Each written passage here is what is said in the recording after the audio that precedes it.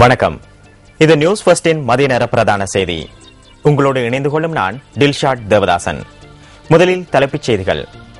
பொதுநலவாய அமைப்பிற்கு வழங்கும் நிதியை இடைநிறுத்துவதாக கனேடிய அரசாங்கம் அறிவிப்பு.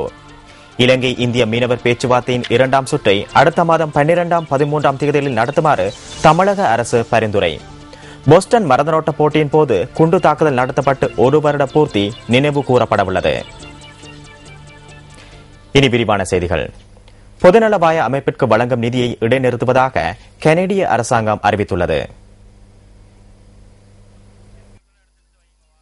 பொதுநலவாய அமைப்பின் தலைமைத்துவத்தை வகிக்கும் இலங்கையின் மனித உரிமைகள் நிலைமையினை கருத்தில் கொண்டு நிதியுதவியை வழங்குவதை கனடா இடைநிறுத்தியுள்ளது. இதற்கமைய பொதுநலவாய அமைப்புக்கு கனடாவினால் வழங்கப்படும் 10 மில்லியன் கனேடிய டாலர் நிதி இடைநிறுத்தப்பட்டுள்ளது.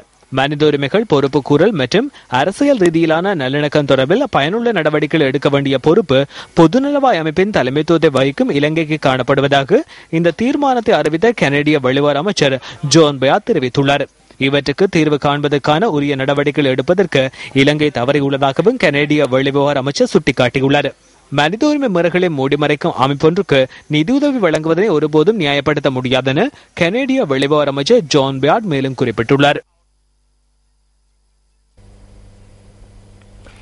மீனவர்களின் பிரச்சினைகளுக்கு தீர்வு காணும் இலங்கை இந்திய மீனவர் பேச்சுவார்த்தையின் 2ஆம் சுற்றை அடுத்த மாதம் 12ஆம் 13ஆம் தேதியில் நடத்துமாறு தமிழக அரசு பரிந்துரை செய்துள்ளது. தமிழக அரசின் தீர்மானம் கடிதம் ஒன்றின் மூலம் இந்திய வெளிவார அமைச்சின் இணை செயலாளர் சுசித்ரா துரைக்கு நேற்று அனுப்பி வைக்கப்பட்டுள்ளதாக த ஹிந்து செய்தி வெளியிட்டுள்ளது. கால்நடை பராமரிப்பு, பண்ணை மற்றும் மீன்பிடி திணைக்களத்தின் செயலாளர் தலைமையிலான இந்திய பிரதிநிதிகள் குழுவில் திணைக்களத்தின் பணிப்பாளர் மற்றும் மேலதிக பணிப்பாளர்கள் கலந்து கொள்வார்கள் என அந்த கடிதத்தில் தெரிவிக்கப்பட்டுள்ளது.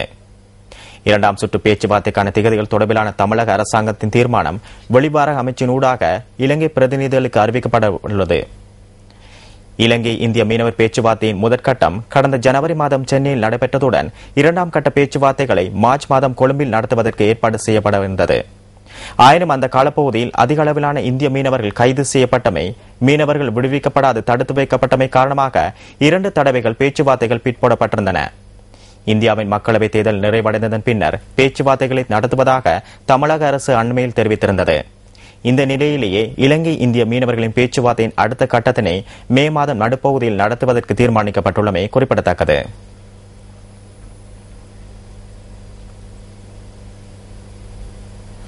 பண்டிகையை முன்னிட்டு சொந்த இடங்களுக்கு செல்லவிருந்த பலர் இன்று முற்பகல் புறக்கோட்டை மத்திய பஸ் தரிப்பிடத்தில் பஸ்கள் இல்லாமையால் சிரமங்களை எதிர்நோக்கியுள்ளனர். தமது போக்குவரத்துக்கு போதுமான அளவு பஸ்கள் இல்லை எனவும் நீண்ட நேரம் பஸ் நிலையத்தில் காத்திருக்க நேர்ந்ததாகவும் பயணிகள் தெரிவித்தனர். இந்த விடயம் தொடர்பில் இலங்கை போக்குவரத்து சபையின் பிரதி தலைவர் எல்ஏ விமலரத்னவிடம் நியூஸ் ஃபர்ஸ்ட் வினவியது. சாதாரண நாட்களைப் போன்று பஸ்கள் சேவையில் ஈடுபடுத்தப்பட்டுள்ளதாக அவர் கூறினார். பயணிகளின் போக்குவரத்தை இலகுபடுத்துவதற்கான அனைத்து நடவடிக்கைகளும் முன்னெடுக்கப்பட்டுள்ளதாகவும் அவர் குறிப்பிட்டார்.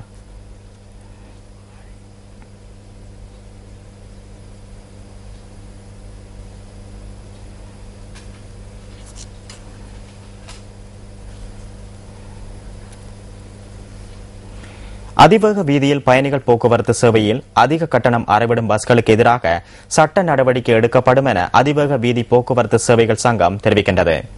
அவ்வாறான முறைப்பாடுகளை 07010564220 என்ற தொலைபேசி இலக்கத்தில் தெரிவிக்க முடியும் என சங்கத்தின் தலைவர் எல்ஏ விமலரத்ன குறிப்பிட்டார். பண்டிகை காலத்தில் அதிக கட்டணம் அறவிடும் இலங்கை போக்குவரத்து சபையின் பஸ்கள் தொடர்பில் 07710560444 என்ற இலக்கத்திற்கு முறைப்பாடு செய்ய முடியும் என அறிவிக்கப்பட்டுள்ளது. அதிக கட்டணம் அறவிடும் தனியார் பஸ்கள் தொடர்பில் 1955 என்ற தொலைபேசி இலக்கத்திற்கு முறைப்பாடுகளை முன்வைக்க முடியும் என தேசிய போக்குவரத்து ஆணைக்குழு அறிவித்துள்ளது. இதேவேளை புத்தாண்டு காலத்தில் சேவையில் ஈடுபடும் தனியார் பஸ்கள் தொடர்பில் கடந்த 24 மணித்தியாலங்களில் 39 முறைப்பாடுகள் கிடைத்துள்ளதாக தேசிய போக்குவரத்து ஆணைக்குழு தெரிவிக்கின்றது.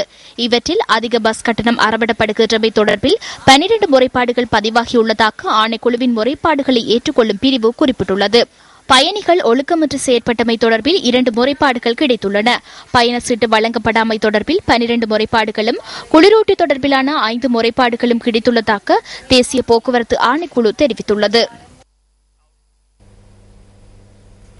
கல்வி பொதுத்தராதர சாதாரணதர பரீட்சையின் விடைத்தாள்களை மீள் திருத்துவதற்கான விண்ணப்பங்களை ஏற்றுக்கொள்ளும் நடவடிக்கை எதிர்வரும் 25ஆம் தேதியுடன் நிறைவு பெறவுள்ளது. 25ஆம் தேதிக்கு முன்னர் விடைத்தாள்களில் மீள் திருத்துவதற்கான விண்ணப்பங்களை சமர்ப்பிக்குமாறு பரீட்சைகள் ஆணையாளர் நாயகம் WMNG புஷ்பகுமார தெரிவிக்கின்றார்.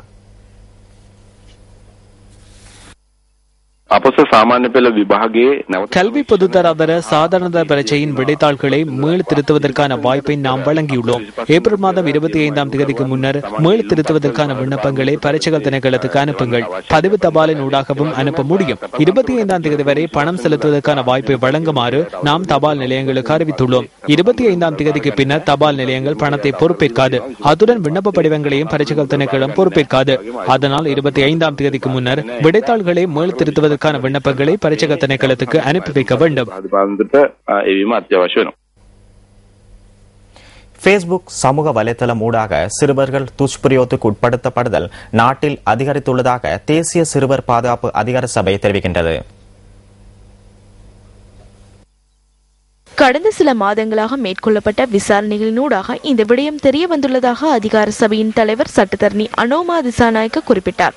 இவ்வாறான நடவடிக்கைகளில் ஈடுபடும் இருவர் சந்தேகத்தின் பேரில் தற்போது கைது செய்யப்பட்டுள்ளதாகவும் அவர் கூறினார். வெளிநாட்டவர்களால் கடந்த காலங்களில் இவ்வாறான குற்றங்கள் இழைக்கப்பட்ட போதிலும் தற்போது இலங்கையர்களே அதிக அளவில் குற்றங்களில் ஈடுபடுவதாக சட்டத்தரணி அனோமா திசாநாயக்க மேலும் குறிப்பிட்டார். சப்புகஸ்கந்த பகுதியில் இளைஞர் ஒருவர் மீது துப்பாக்கி பிரயோகம் மேற்கொண்டு கொலை செய்தமை தொடர்பில் மேல் மாகாண வடக்கு பிராந்திய குற்றத்தடுப்பு பிரிவினரால் 6 பேர் கைது செய்யப்பட்டுள்ளனர். சந்தேக நபர்கள் தடுத்து வைக்கப்பட்டு விசாரணைக்கு உட்படுத்தப்பட்டுள்ளதாக போலீசார் தெரிவிக்கின்றனர். மோட்டார் சைக்கிளில் சென்று கொண்டிருந்த குறித்த நபர் மீது மற்றொரு மோட்டார் சைக்கிளில் வந்தவர்களால் துப்பாக்கி பிரயோகம் நடத்தப்பட்டுள்ளது. இதேவேளை கிராண்ட் பாஸ் பகுதியில் நேற்று மாலை கூறிய ஆயுதத்தினால் தாக்கிய ஒருவர் கொல்லப்பட்டதுடன் மற்றொருவர் காயமடைந்துள்ளார்.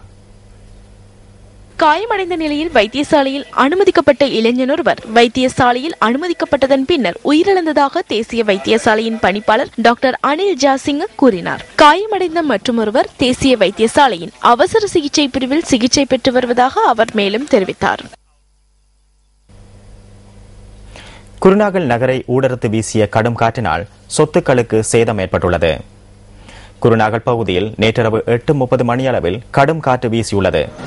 குருநாகல் போலீசின் வெவ்வேறு முறைப்பாட்டு பிரிவு கட்டிடத்துக்கு மேல் மரம் முறிந்து விழுந்ததில் கட்டிடத்துக்கு சேதம் ஏற்பட்டுள்ளது.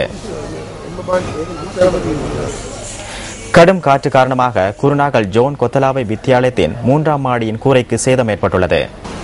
வடமேல் மாகாணத்தின் வீதி அபிவிருத்தி அதிகார சபையின் வளாகத்தில் நிறுத்தி வைக்கப்பட்டிருந்த லோரியின் மேல் மரம் முறிந்து விழுந்துள்ளதால் லோரிக்கு சேதம் ஏற்பட்டுள்ளது.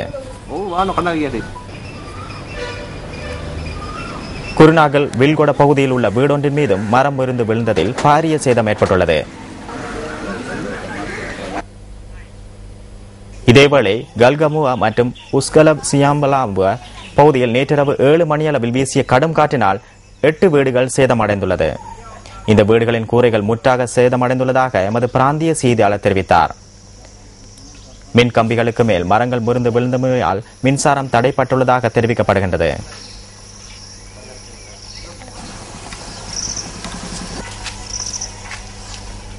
அம்பலாங்குடை லிவிங்ஸ்டன் வத்த திலகபுர பகுதியில் வீடொன்றில் இடம்பெற்ற வைபவத்தின் போது மேற்கொள்ளப்பட்ட துப்பாக்கி பிரயோகத்தில் ஒருவர் உயிரிழந்ததுடன் மேலும் ஒருவர் காயமடைந்துள்ளார். நேற்றிரவு 9:30 மணியளவில் இந்த துப்பாக்கி பிரயோகம் மேற்கொள்ளப்பட்டுள்ளதாக போலீசார் தெரிவித்தனர். இந்த சம்பவத்தில் காயமடைந்த இருவரும் பொல்வத்த வைத்தியசாலையில் அனுமதிக்கப்பட்டதன் பின்னர் அவர்களில் ஒருவர் உயிரிழந்துள்ளார். துப்பாக்கி பிரயோகத்தை மேற்கொண்ட நபர் தப்பி சென்றுள்ளதாக போலீசார் தெரிவித்தனர்.